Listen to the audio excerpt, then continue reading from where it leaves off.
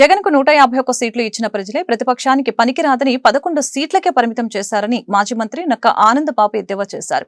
జగన్ కరపత్రికైన సాక్షి పత్రిక, సాక్షి ఛానల్ ని ప్రజలు చూడటం లేదని, వారి ప్రచురించే కథనాలను నమ్మటం లేదని చెప్పారు. గత వైసీపీ పాలనలో ఏపీ ఆర్థిక విధ్వంసానికి గురైందని ఆరోపించారు.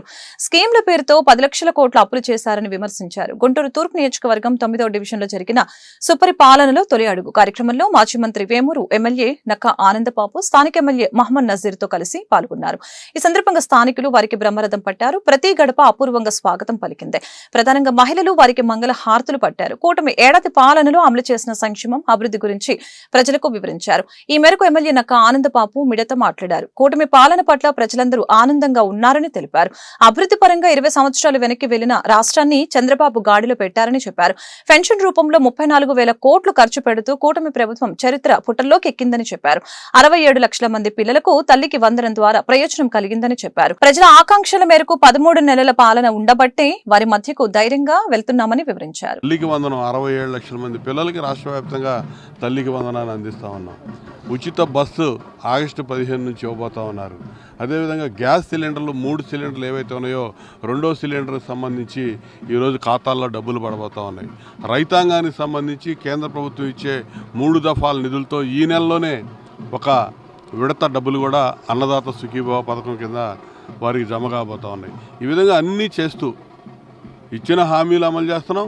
అభివృద్ధి పూర్తిగా కుంటుపడిపోయిన అభివృద్ధిని కూడా మళ్ళా పట్టాలెక్కించి మళ్ళీ అన్ని రకాలుగా రోడ్ల మరమ్మతులు కానీ, పట్టణాల్లో అయితే డ్రైనేజ్ వ్యవస్థ కానీ, అన్ని సమస్యలు కూడా స్థానికంగా ఉన్నటువంటి సమస్యలన్నీ కూడా పరిష్కరించుకుంటూ ఈ సుపరిపాలనలో తొలి కార్యక్రమాన్ని ముందుకు తీసుకెళ్తా ఉన్నాం. ఇవాళ ధైర్యంగా చెప్పగలం, మేము చేశాం కాబట్టి ప్రజల్లోకి వెళ్ళగలుగుతా ఉన్నాం. 13 నెలల కాలంలోనే మరి ప్రజలు మా వైపు చూస్తూ ఉన్నారంటే ఎక్కడికి వెళ్ళినా కూడా విస్తృతంగా ప్రజలు తరలిస్తూ ఉన్నారు. వాళ్ళు సంతృప్తిని వ్యక్తపరుస్తూ ఉన్నారు. ఇదే కార్యక్రమాలు వెన్నంటి ఉండాల్సిన అవసరం ఉంది. ఇవాళ జగన్మోహన్ రెడ్డి 151 సీట్లు ఇచ్చినటువంటి ప్రజలు ఇవాళ ప్రతిపక్షానికి కూడా పనికిరాడని చెప్పి 11 సీట్లకి పరిమితం చేసినటువంటి రాష్ట్ర ప్రజలు రాబోయే రోజుల్లో ఏదన్నా రాని ఒకసారి తప్పు చేశారు, రాష్ట్రం అధోగతి పాలైంది. మరొకసారి ఏ ఎన్నికలను రాని, అది కార్పొరేషన్, మున్సిపల్ కార్పొరేషన్ కావచ్చు, పంచాయతీ ఎన్నికలు కావచ్చు, మండలాలు కావచ్చు, మున్సిపల్ కార్పొరేషన్ ఎన్నికలు కావచ్చు, ఏ ఎన్నికలు వచ్చినా కూడా తెలుగుదేశం పార్టీ, కూటమి పార్టీలకు అండగా నిలబడి వాళ్ళు ఇచ్చిన అధికారం బాధ్యతగా మేము ముందుకెళ్తాం. ఖచ్చితంగా అదొక బాధ్యతగా స్వీకరించి ఛాలెంజ్గా తీసుకొని ముందుకెళ్తా ఉన్నారు. మీరు కూడా వెన్నంటి ఈ ప్రభుత్వానికి నిలబడండి.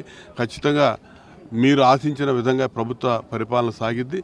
ఖచ్చితంగా ముందుకు వెళ్లే విధానంలో అభివృద్ధి, సంక్షేమం, భవిష్యత్తు అవసరాలు దృష్టిలో పెట్టుకొని ఒక విజన్తో ముందు చూపుతో ముందు పోయేటటువంటి నాయకుడు ఇవాళ చంద్రబాబు నాయుడు గారు 4వసారి ముఖ్యమంత్రి, అన్ని రకాలుగా ఆలోచన చేసేటటువంటి ముఖ్యమంత్రి ఈరోజు మీకున్నాడు. స్థానికంగా ఉన్నటువంటి నాయకత్వాన్ని మరి ముఖ్యంగా ఇవాళ గుంటూరు ఈస్ట్ నియోజకవర్గంలో మరి విస్తృతంగా పర్యటిస్తూ పట్టణంలో, నగరంలో అన్ని వార్డుల్లో ఉన్నటువంటి సమస్యలు ఎప్పటికప్పుడు పరిష్కరించుకుంటూ ముందుకు పోతున్నటువంటి సోదరుడు నజీర్ అహ్మద్ గారు, అదేవిధంగా స్థానికంగా ఉన్నటువంటి కార్పొరేటర్లు కానీ, నాయకులు, సాక్షి పత్రిక కానీ, సాక్షి ఛానల్ కానీ వ్యతిరేకంగా రాయక అనుకూలంగా రాస్తాడని మేము అసలు ఆలోచన ఎందుకు ఉంటుంది? ప్రజలకు కూడా తెలుసు కదా సాక్షి పేపర్ ఎవరిదనేది.